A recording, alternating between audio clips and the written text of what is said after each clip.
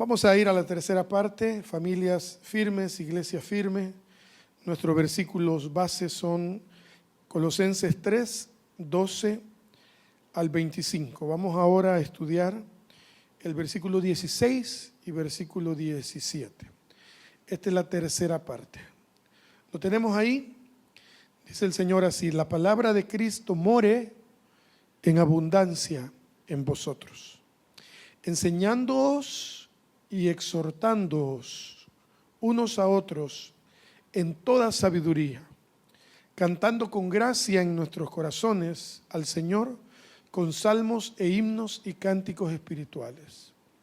Y todo lo que hacéis, sea de palabra o de hecho, hacedlo todo en el nombre del Señor Jesús, dando gracias a Dios Padre por medio de Él. Ok, bueno hermanos, punto número 1.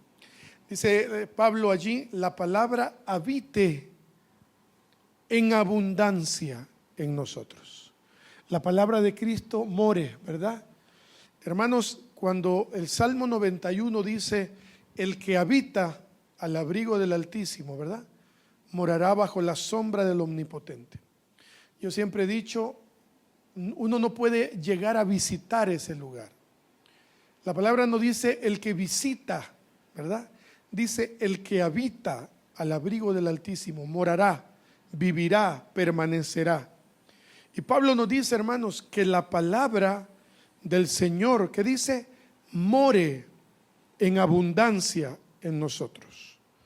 En abundancia, hermanos. ¿Por qué? Porque es la invitación de Pablo para que la palabra del Señor habite en abundancia en nosotros. Porque si no está la palabra, hermanos, llenando nuestro corazón, cualquier otra cosa llena nuestro corazón. Cualquier otra cosa. Incluso la religiosidad. Hay gente que tiene el corazón lleno de religiosidad, lleno de conceptos, lleno de preceptos, lleno de tradiciones. Sin embargo, no está el corazón lleno de la palabra. ¿Y por qué me atrevo a decir eso? Porque el corazón que tiene lleno de la palabra del Señor actúa diferente, hermanos. Pero el corazón que está lleno de conceptos, preceptos, argumentos, tradiciones y religiosidad no actúa de una manera correcta. Podemos equivocarnos, podemos pecar, claro, somos humanos, pecamos, pero bendito sea el Señor, como dice la palabra en Primera de Juan, si confesamos nuestros pecados, Él es fiel y justo para perdonar nuestros pecados y limpiarnos de toda nuestra maldad. Juan 5:39, miren qué impresionante esto. Jesús tiene una discusión con los fariseos. ¿Los fariseos conocían la palabra? Claro. Los fariseos manejaban la palabra. Uno de los requisitos de los fariseos, hermanos, desde niños para llegar a ser fariseos, era que conocieran casi de memoria la Torá. Casi de memoria. Y como no había más que hacer, ¿verdad? No había mucho entretenimiento, podían pasar estudiando la Torá, que tiene que ver con el Pentateuco y otros libros, la ley, y prácticamente se la aprendían. Ellos conocían el libro de Isaías perfectamente. Isaías, que es el profeta mayor que más predice, profetiza la llegada del Mesías. Ellos la conocían. Entonces Jesús en esta ocasión tiene una discusión, para variar, un enfrentamiento con los fariseos, y Él les dice lo siguiente, en el versículo 39. ¿Qué dice, hermanos? Escudriñad las Escrituras, porque a vosotros, dice Jesús, os parece que en ellas tenéis la vida eterna, y ellas son las que dan testimonio de mí. Pero ¿qué dice el 40? Pero ustedes no quieren venir a mí para que tengan vida. Los fariseos tenían lleno su corazón de conocimiento de la palabra. Y esto es muy delicado, hermanos. Es muy delicado, porque la gente, los cristianos, no podemos tener solo el conocimiento de la palabra. ¿Cuánta gente se conoce el Salmo 23:1, verdad? ¿Cuánta gente se conoce Filipenses 4:13, que son los versículos más famosos? El Salmo 91 está en las ventanas de los buses, en los manteles. La Biblia está puesta atrás de la puerta en muchas casas, todas amarillas, las 2 páginas, llenas de polvo, con el Salmo 91 abierto, ¿cierto? La gente conoce el Juan 3:16, todo lo conoce. La gente conoce muchas cosas, pero usa la Biblia incluso para poder atacar y acusar a los demás. Lo veremos en el próximo domingo, si el Señor lo permite. Como la palabra invita a los hombres y a las mujeres, a los cónyuges, a vivir de una manera. Pero yo no puedo usar la Biblia para atacar, para obligar a Andrea a que haga lo que yo quiero que haga. No, no es así. Hermanos, y Jesús le dice a los fariseos, los invita a escudriñar las Escrituras y se los reprochaba, hermanos. Jesús le reprochaba a los fariseos y le dice, ustedes saben que en la palabra hay vida eterna y que ellas son las que dan testimonio de mí, pero no me creen que yo soy Cristo el Mesías. Qué tremendo, ¿no? Y hermanos, la iglesia está llena hoy de cualquier cosa. Llena de ideologías. Es tremendo ver cómo la iglesia adopta, y eso estaba muy de moda hace tiempo, ¿no? ¿Cuántos escucharon alguna vez? Usted tiene que vivir y llenarse del ADN de su pastor. A mí en alguna iglesia alguna vez no me hicieron mucha vela porque yo no tenía el ADN del pastor. No cantaba las alabanzas que a él le gustaban. Y eso, hermanos, es peligroso. Escuché tantas veces decir, usted tiene que impregnarse de la visión del pastor.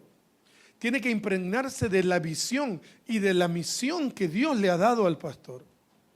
Pero, hermanos, nosotros no podemos seguir, debemos seguir la visión de un pastor siempre y cuando este pastor siga la visión que la palabra de Dios le ha dado. ¿Cuánta gente está predicando en este tiempo cualquier otra cosa? Hablando de, hermanos, muchos están diciendo que Cristo no era Dios. Cuando puedan, vean en YouTube, busquen cómo hay grandes hombres de Dios, según los humanos, que están considerando que tal vez Cristo no es Dios. Esto es grave, hermanos amados. Es muy grave. Grandes congregaciones considerando, creyendo que tal vez Cristo no es Dios. Y Jesús dijo claramente, si ustedes me han visto a mí, han visto al Padre. Porque el Padre y yo, uno somos, San Juan 15 y San Juan 14. Pero es tremendo. Y cómo hay un video donde hay un hombre que dice que Cristo no era 100% Dios. ¿Por qué? Dice, porque Cristo lloró, ¿verdad? Y Dios no llora. Es cierto. Y tiene lógica. Y se oye como él le dice a la gente, ¿verdad? Yo sé que es difícil lo que estoy diciendo, pero ¿cuántos lo creen? Y la gente dice, yo lo creo. ¿Por qué? Porque la gente sigue la visión del hombre, no la visión de Cristo. No el ADN de Cristo. ¿Qué palabra esa, no? El ácido no sé qué. Hermanos, nosotros debemos tener el ADN de Cristo, su carácter en nosotros. Bueno, la palabra, hermanos, segundo el literal A, por decir algo, era porque si no nos llenamos de cualquier otra cosa, incluso religión. La palabra es la guía a mis pasos. Salmo 119, 105, ¿lo conocen de memoria? Lámpara es a mis pies su palabra y lumbrera a mi camino. ¿Sí? La palabra del Señor, hermanos, es la que guía nuestro camino.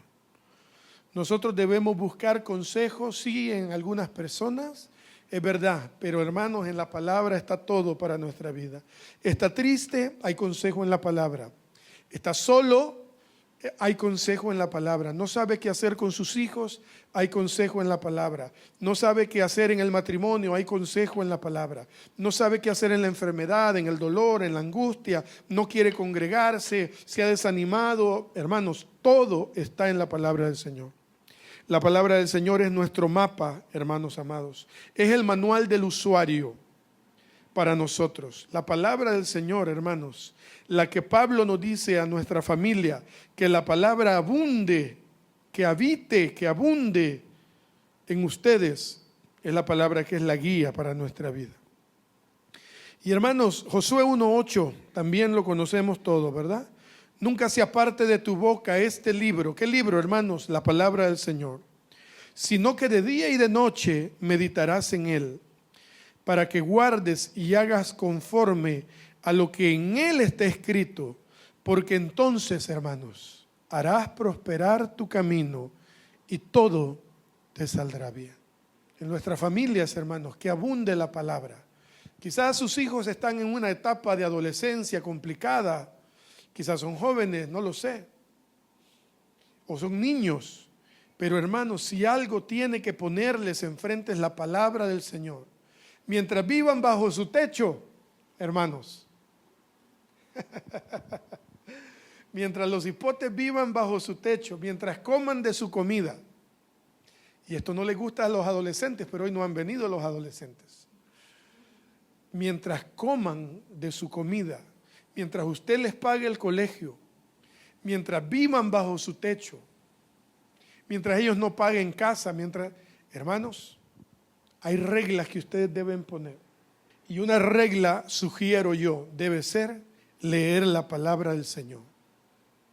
Que ellos la vayan entendiendo, conociendo. Quizás no verán los frutos en este tiempo, pero hermanos, la palabra del Señor es una semilla que va creciendo, que nunca regresa vacía.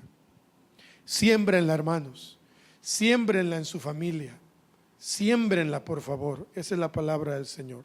Y dice, hermanos, que todo le saldrá bien y harás prosperar tu camino. Y lo que no parezca tan bueno, hermanos, también es bueno porque viene de parte de Dios. Romanos 8:28 también lo conocemos todos, ¿verdad? Y sabemos que a los que aman a Dios, todas las cosas les ayudan a bien. Incluso la enfermedad, hermanos. Incluso el dolor. Incluso el quebranto, ¿verdad? Y esto es lo que insisto, lo que la gente no quiere oír. Esto es lo que la iglesia no quiere escuchar, hermanos.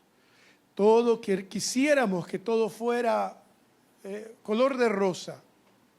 Pero hermanos, y sabemos que a los que amamos a Dios, todas las cosas les ayudan a bien. Esto es a los que conforme a su propósito hemos sido llamados. Amén. Número 2, enseñándonos mutuamente. Enseñándonos mutuamente. Proverbios 22:6. ¿Lo conocen, verdad? Instruye al niño en su camino, y aun cuando fuere viejo no se apartará del camino del Señor. Hermanos, lo mencioné hace un ratito. Instruyan a sus hijos en el camino del Señor. No en la religión. La religión, dice la palabra, que es encargarse de las viudas, de los huérfanos y mantenerse sin mancha del mundo para Dios. Instruyan, hermanos, a sus hijos. Instruyan a los niños, a los adolescentes, a los que todavía dependen de ustedes. Instruyanlos en el camino del Señor. Ya cuando ellos se vayan de casa, tomarán sus propias decisiones. Pero a ustedes no les quedará el malestar de no haber hecho lo que tenían que hacer, hermanos. Instruyan a sus chicos, a sus jóvenes, a sus niños, a sus adolescentes en el camino del Señor. También enseñándonos mutuamente es crecer juntos, hermanos, como un cuerpo. Efesios 4:14 dice lo siguiente: para que ya no sean niños fluctuantes, llevados por doquiera, por todo viento de doctrina, por estratagema de hombres, que para engañar emplean con astucia las artimañas del error, lo que decía hace un rato, sino que siguiendo la verdad en amor, crezcamos en todo en aquel que es la cabeza, esto es Cristo, de quien todo el cuerpo, bien concertado y unido entre sí por todas las coyunturas que se ayudan mutuamente, según la actividad propia de cada miembro, reciben su crecimiento para ir edificándose en amor. No se puede corregir, no se puede enseñar de la manera correcta si esta manera va separada del amor. No hay forma. Cuando en la familia los padres corrigen a los hijos y no lleva amor esa corrección, hay consecuencias. Pero amor no es pegarle con un calcetín al cipote, ¿verdad? No, con una corbata, ¿verdad? Te voy a castigar y le pega con un calcetín, vea. El bicho risa le va a dar a los que todavía se pueden corregir así. El amor no es abstenerse de corrección, hermanos. No, es que quizás le duela, no quizás, vea, duele. A mí mi tía, cuando ya no podía, porque una vez le agarré el cincho, que ya tenía yo 18 años y me quería seguir pegando, ¿verdad? Se lo agarré y le dije, le voy a dejar que me pegue, pero miedo ya no le tengo. Tomó otra estrategia, mi tía era muy sabia. Me corregía de otra manera. Yo todavía vivía en su casa, 19 años, todavía vivía en su casa. Y entonces, hermanos, empezaban los celulares, los Nokia aquellos, ¿verdad? Y lo primero que mi tía hacía era, dame el celular. Y me quitaba el celular 2, 3 días. Hermanos, cosas que a sus hijos, a los bichos les duele más que les quite el celular, que le pegue 3 hinchazos, hermanos. Que les corte el wifi, ¿verdad? Que les quite el internet un día. Ay, hermanos, lloran. Que les quite el televisor, ¿verdad? Ay, hermanos, lloran. Pero todo esto debe ser para ir edificándose en amor. El crecimiento.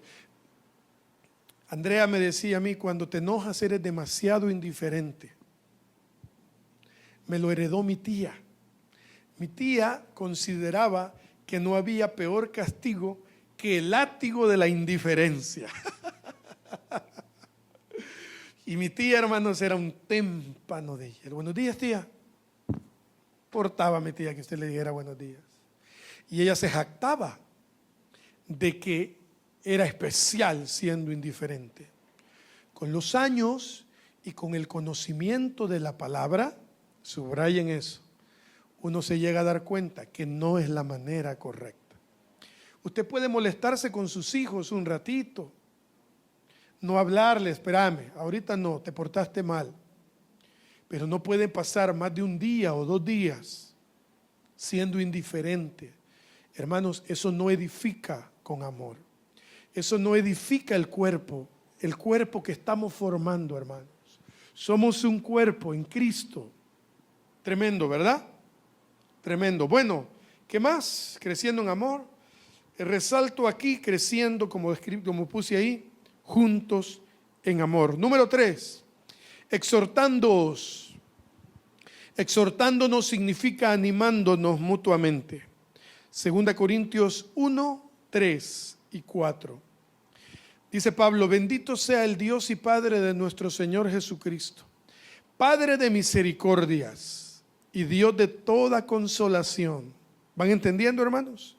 El cual nos consuela en todas nuestras tribulaciones, para que podamos también nosotros consolar a los que están en cualquier tribulación, por medio de la consolación con que nosotros somos consolados por Dios. ¿Cómo hacemos en nuestra familia cuando uno de los miembros de la familia está en alguna situación? Hermanos, tenemos en este país una triste cultura. Yo lo atribuyo a una cultura, ¿verdad? Hacer leña del árbol caído, ¿verdad? Es una cultura, es una lástima. Cuando alguien se quedó en la calle, ¿verdad? Se le quedó el carro. ¿Cuántos nos bajamos a ayudarle a empujarlo? ¿Verdad? ¿Cuántos oyeron alguna vez, apartate? Es cultural, es una lástima. Quítate, y si el carro es viejito, ponele un fuego a ese carro, ya, ponele fuego, echalo. Esa es la cultura, hermanos. Esa es la triste cultura y a veces llega a la familia. A los esposos a veces puede pasar, ¿y qué te pasa? ¿Por qué andas de esa cara? Es tremendo, ¿verdad? ¿Qué te pasa? ¿Y hoy por qué no me has saludado? ¿Y hoy por qué? Hermanos, nosotros recibimos la consolación de parte de Dios. ¿Para qué? Para consolar, animar a los demás. Aplíquelo en su trabajo también. ¿Cuántos le preguntaron al jefe: jefe, yo quisiera hablar con usted? No le vengo a pedir aumento, no se preocupe. Lo he notado cargado. Hermanos, no hay un alma en el mundo que se resista. No hay un alma en pena en el mundo que se resista a una palabra de amor y de consuelo que viene de parte de Dios. No hay una persona, por más ateo, por más lo que usted quiera, no hay una persona, hermanos, en el mundo que se resista cuando está en medio de un problema a una palabra de consolación de parte de alguien que la palabra del Señor abunda en su corazón. ¿Qué les parece, hermanos? Hermoso versículo, ¿verdad? 2 Corintios 1, 3, 4. Número 2, o asterisco literal B. Confesaos las debilidades unos a otros. Santiago 5, 16. ¿Conocemos este versículo, hermanos? Confesaos vuestras ofensas unos a otros y orad unos por otros para que seáis sanados. La oración eficaz del justo puede mucho. Encontré esto, quiero leérselos. Esto puede ser difícil porque muchas veces queremos ocultar nuestras debilidades e imperfecciones. Pero la confesión es importante porque nos permite liberarnos de la culpa y de la vergüenza. Esa vergüenza y culpa que nos impiden acercarnos a Dios. Además, cuando confesamos nuestras fallas a otros, nos lleva a ser más vulnerables, a ser más reflexivos y nos permite aprender de nuestra propia experiencia la sabiduría de los demás. Hermanos, este versículo no tiene nada que ver con sanidad física. Este versículo tiene que ver con sanidad del corazón. Cuando dice la palabra que confesamos nuestros pecados, no es diciéndole: vea, yo hace tiempo pensaba que tú eras de esta manera. No es eso. No es eso. Es cuando yo voy con alguien confiable y le digo mis situaciones, mis debilidades. Esto es lo que pasa. Hace unos días atendíamos a unos jóvenes en una situación. Son novios ellos todavía o no sabemos, porque estaban ahí medio en sí que no. Y entonces el joven, en una de las sesiones que tuvimos, nos reunimos, Andrea con la chica y yo con el jovencito. Hermanos, y ese hombre me contó unas cosas, un cipote de 22, 23, 24 años. Y al final de haberme contado todas las cosas que me dijo, hermano Abraham, hoy por primera vez he sentido que he botado una carga del tamaño del mundo que yo cargaba sobre mis hombros. Hermanos, al confesar nuestras debilidades los unos con los otros, primero hay humildad en nosotros. Segundo lugar, somos sanados del corazón, hermanos. Las familias necesitan ser sanas. Las familias necesitan sanidad interior. Urgen. Quizás ustedes no tanto, bueno, pero hermanos, las familias, esas fotos de Instagram, esas fotos de Facebook, familias felices, hermanos, a veces son solo eso, fotografías. Y abajo hay algo que se está carcomiendo todo. Mi esposa, mi cónyuge debe ser mi mejor amiga. Yo debo ser el mejor amigo de ella y ser confiable. Yo debo estar lleno del Espíritu Santo para poder ayudarle a ella y ella debe estar llena del Espíritu Santo para poder ayudarme a mí. ¿Puedo yo como hermano mayor ser confiable? ¿Como abuela ser confiable? ¿Como madre soy confiable? ¿Como papá soy confiable? Para poder oír las debilidades de mi hijo, de mi hija, de mi hermano, de mi papá, de mi nieto.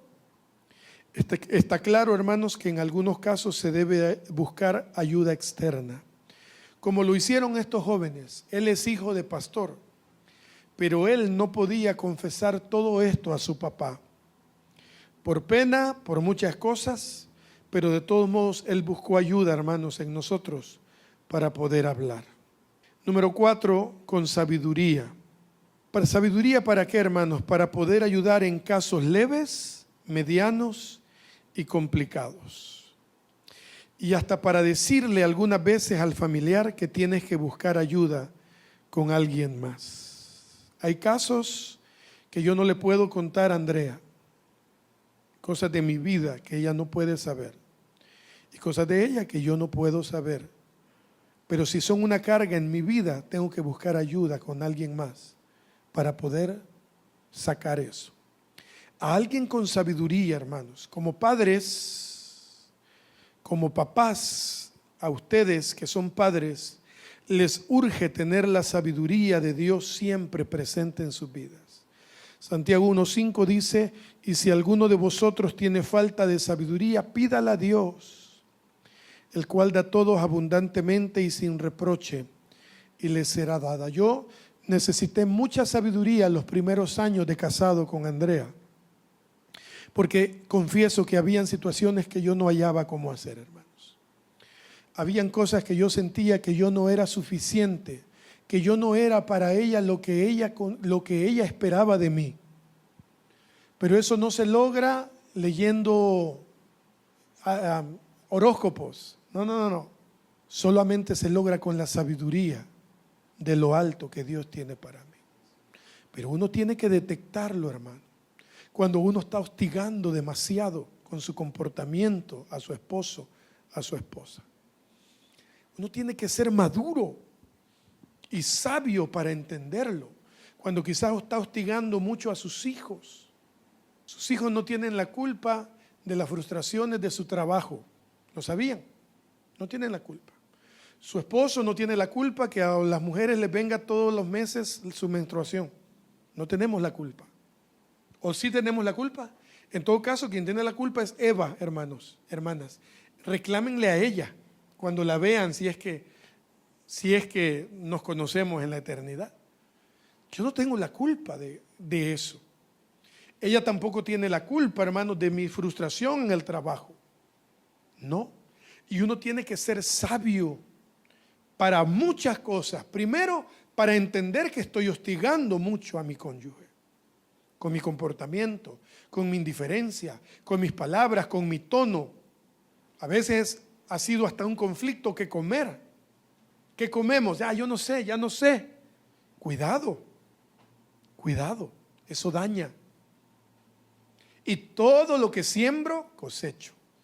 Si yo daño su corazón, si yo daño a mi esposa con una respuesta que no es buena, que no es agradable, que no es amable, siempre, hermano, se me va a devolver. Para los casados que están aquí, uno tiene que aprender con la sabiduría de Dios a detectar que ya estoy pasándome de la raya. Y con esa misma sabiduría, decirle: Señor, ayúdame a entenderlo y ayúdame a corregir qué debo de hacer. Cantamos una alabanza, hermanos. Están muy serios ustedes hoy. Esposos, esposas, madres, abuelas, nos urge la sabiduría de parte de Dios para nuestra vida. ¿Están de acuerdo? Bueno, es urgente que los padres pidan siempre la sabiduría a Dios. Literal C, Proverbios 1:7. El principio de la sabiduría es el temor de Jehová. Escuchen, ¿qué pasa cuando no somos sabios? Los insensatos desprecian la sabiduría y la enseñanza. La sabiduría no vendrá a nuestra vida sin el amor, respeto y obediencia a Dios. Para obtener la sabiduría en nuestra familia de parte de Dios, para con nuestra familia, más bien dicho, es necesario, hermanos, que amemos a Dios, que respetemos a Dios, porque temor no es miedo. El principio de la sabiduría es el temor. Temor es respeto a Dios y obediencia al Señor.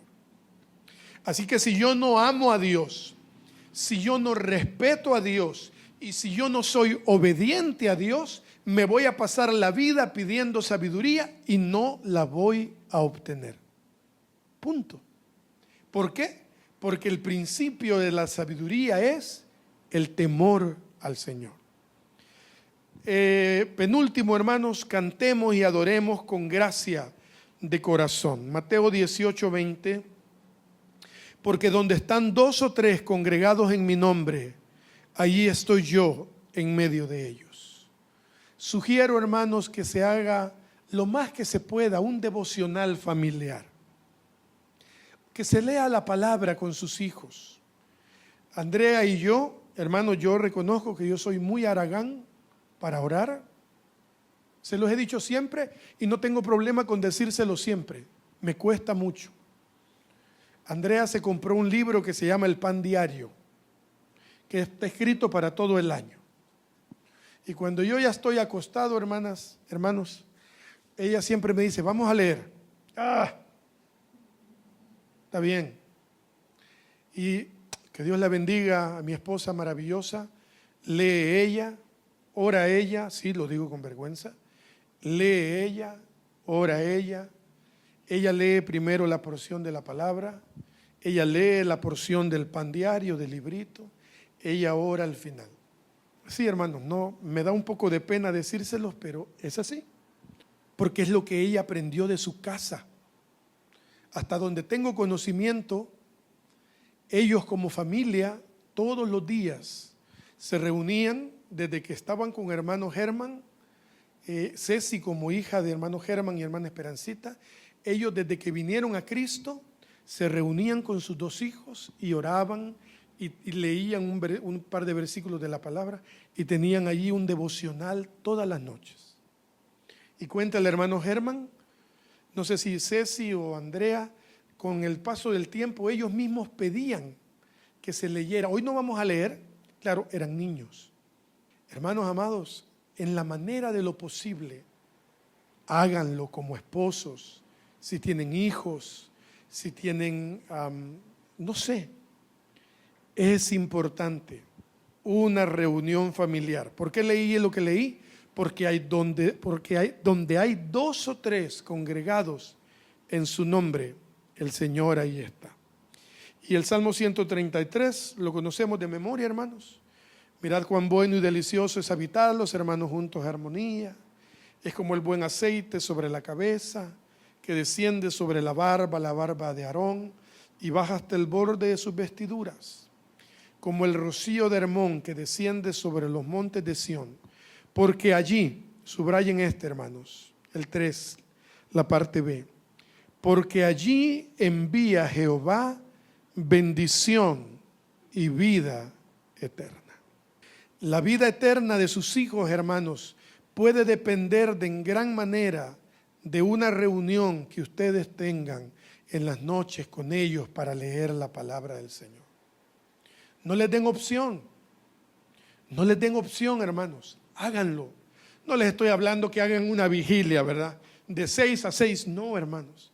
5 minutos para leer una porción, para orar un momento. Es importante, es importante. Yo lo he visto con Andrea. Es importante que ella lo adoptó y hoy me lo transmite a mí. Y si un día somos padres, estoy seguro que ella lo va a transmitir a sus hijos. Estoy completamente seguro de eso. Y el último, hermano, número 6, todo lo que hagamos, sea de palabra o de hecho, que sea en el nombre del Señor. Amén.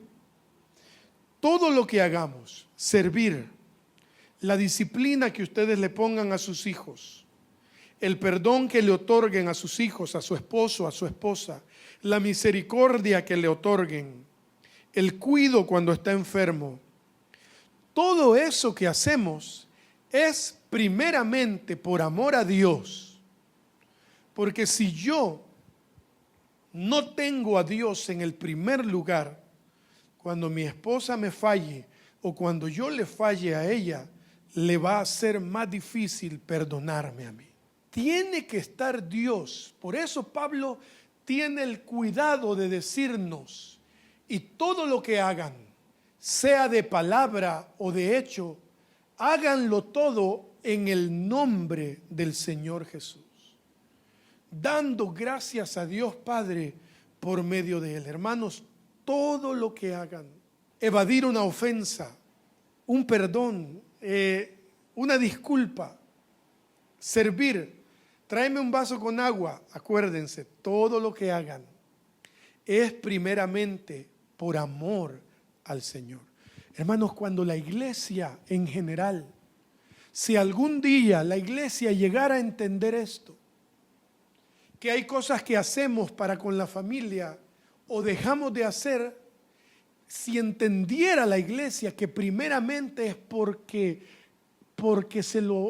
lo hacemos por amor al Señor, todas las cosas cambiarían. No habría tanta gente interesada solo en el billete, hermanos. Aunque esto a veces se dice como broma, pero esta broma es una gran realidad. De todo eso darás cuenta un día. Esa es una broma, a veces decimos, ay hermano Carlos, de eso va a dar cuenta un día. Parece una broma y nos reímos. Pero hermanos, un día realmente le daremos cuenta a Dios. Pero la iglesia camina, se comporta y vive como si no hubiera una eternidad. Creemos, y aunque sabemos que hay un cielo, etcétera, pero hermanos, debemos caminar con la conciencia, con el entendimiento de que un día los libros se abrirán. Dios, el juez justo, nos pedirá cuentas y nos mostrará nuestras obras buenas y malas. Gracias a Dios ya no es para condenación o para salvación. Ese es otro libro, el libro de la vida y la muerte, el libro de la vida. El que no se halló inscrito en el libro de la vida fue lanzado al lago de fuego. Eso es otra cosa. Pero a nosotros se nos pedirá cuenta, hermanos, en el libro de las obras, de lo que hicimos. A mí Dios no me va a preguntar cuántos discos grabé, cuántos instrumentos musicales tocaba. A usted no le va a preguntar cuántos diplomas logró en su carrera. A ustedes no les va a preguntar cuánto dinero hicieron. No nos va a preguntar el Señor cuántos países conocimos. No, hermanos amados. Nos preguntará de nuestros hijos, cómo tratamos a nuestro esposo, a nuestra esposa. Eso es lo que un día llegará. Eso es lo que un día tendremos que estar frente a Él. Gracias a Dios, no es para condenación ni para salvación, insisto. Pero hermanos amados, recuérdenselo, llévenselo en el alma y en el corazón. Y todo lo que hagamos, sea de palabra o de hecho, que sea en el nombre del Señor, dando gracias a Dios, Padre, por medio de Él. Amén. Bueno, gracias Señor te damos, porque nos has permitido terminar esta tercera parte. Nos queda una.